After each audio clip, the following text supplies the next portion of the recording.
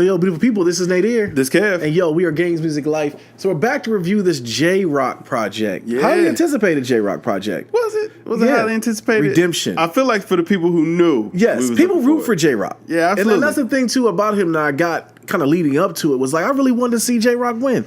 He was the one, was he the first one signed to TDE? That's my understanding, man. Okay. Like he was kind of the one that kicked everything off. Okay, so he was the one, but the vibe I got from him was that, for everybody around, I should say, is that everyone was rooting for J-Rock. Absolutely. And they rooted for a good product, bro. They really did. I will say that the project starts off a little slow. When he got into singing, my first listen, I did not like it. Really? No, I did not like the singing on the first track that he is singing on. Yeah. But that album picks up so much steam.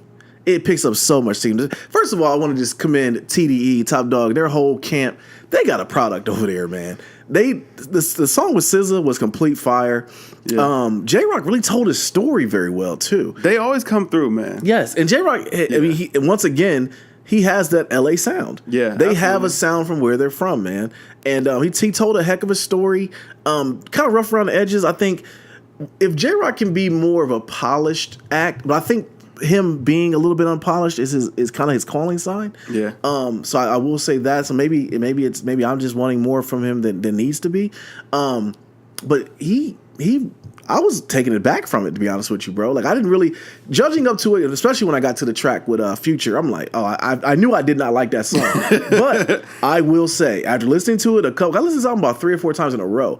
That song's beat is just fire. That song is fire. That song is fire, King Dead man. is hot. Yes, and you got him and K-Dot going back and forth towards the end of it.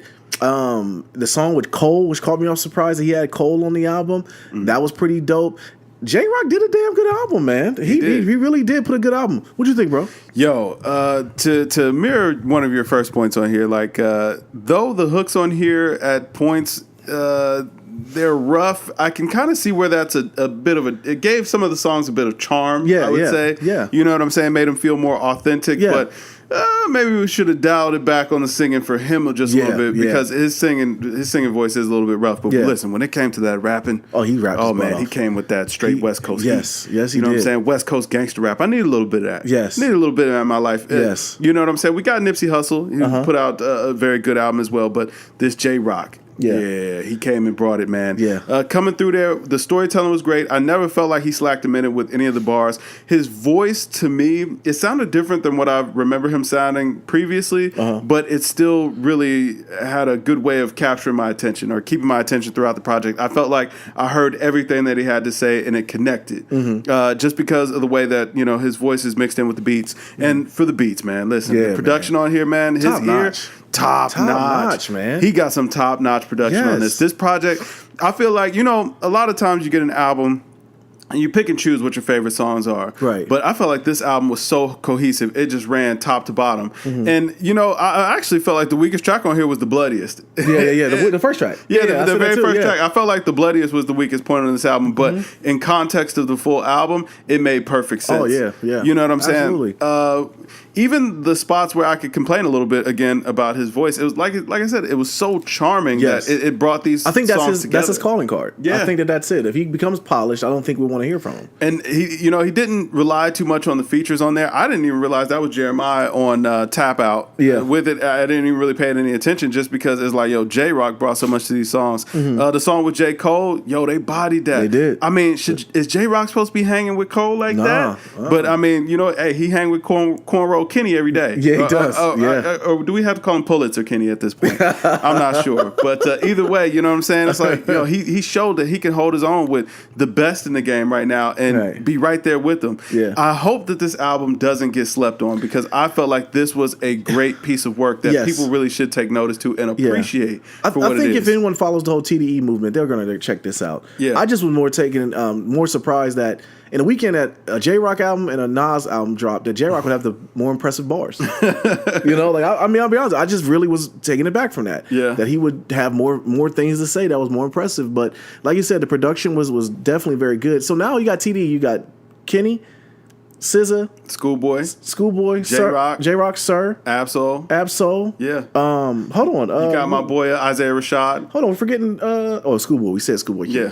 Yeah, they got a good They got a product nice going little over roster, there, man. They got a Like, good listen, roster going over they're there. gonna be problems man. for time to come. Absolutely, this is a project. If you have not listened to it or just thought like, it's just one of the, And it just felt like J-Rock finally got Yeah, one. and Like that's his the thing, first we album, root- that we root for him. 90056 or whatever, like it felt like that one kind of went under the rug. People don't Yeah. really talk about that or remember it. It didn't really get the coverage that it's supposed to. I pray that that's not the case with this album because Yeah. he put together such a nice body of work. Yeah, like he did. top to bottom, He did. the whole album. He definitely rides. did. It picked up a lot of steam. I told you when it got, like I said, that first track that he was singing on. I want to say it's the second one for what it's worth. Yeah. And then I was like, whoa, I don't know where this is gonna go. And I wanted him to win so bad. And then as it started going, I'm like, yo, hold up. Yeah. I keep listening, and when it ended, I'm like, hold The up. I'll raps play it make up again. for all of that. Absolutely. You know what I'm saying? Absolutely. You know, I'm here for those bars. Yeah, You know always. what I mean? 87 from the kid. For me, man, I gave this album 90. Okay. Yeah. So we're very close. Yeah. Yeah. 87 from the kid, man. Very nice.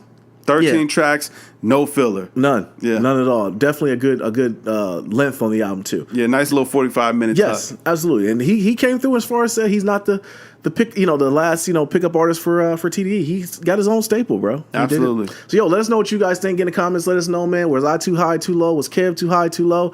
J-Rock fans, you come in here and give it 100. You're absolutely right, but I want to know your score. Yeah. Let us know what you guys think. But yo, I'm Nate here. This Kev. And yo, we are Games Music Life, man. Drink more water, people. Peace. Peace.